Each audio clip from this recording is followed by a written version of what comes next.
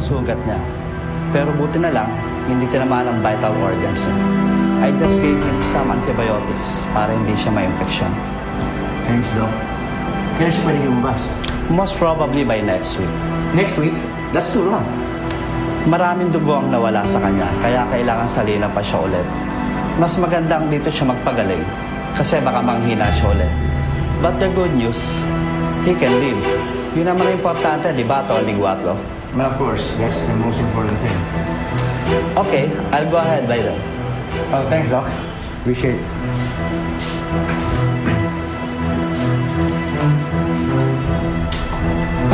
Nobody enters this room. Walang sino man ang dapat makalam na sa atin si Levi. McCoy, I trust you with this. Aalis muna kami, sundin namin si Rachel, okay? Yes, sir. Tara.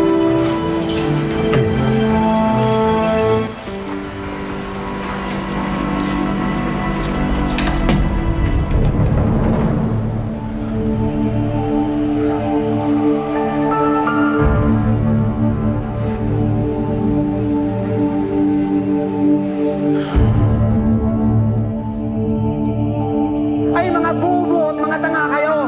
Tingnan nyo, naunahan na naman kayo ni Ricardo. Boss, ang tagal kasi ng team ni Macmac, kaya nadali kami. Ang tagal, puro kayo salita. Tawagan mo si Macmac, ako magsakausap sa kanya. Bilis! Hello, Macmac. Akin na! Kausapin ka ni boss. Macmac! Anak ka ng pusa. Ayusin mo yung trabaho mo. Asan si Levi?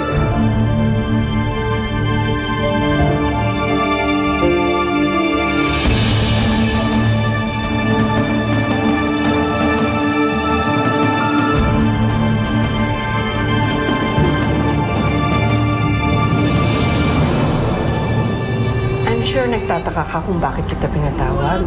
Opo, ma'am. Wala po kasi akong idea kung bakit. Kung talagang mahal mo ang anak ko, sana layuan mo siya. Nahuli na si Levi at tapos na ang problema natin pag naibalik na siya. Ano ka man kadulas, Levi, isa lang sigurado. Wala kang kawala ngayon. Bubulukin ka ni Mayor sa kulungan. And what about Rachel? Baka mamaya kung anong mangyari kay Levi sa kulungan. Sila nga yung ni Ramiro ang halos kalahating milyong piso pagmamayari. Anak mo si Levi! Sinugod at nagtangkaan na umanong patayin ni Ramiro si Guatlo sa isang private dinner ng pamilya nito.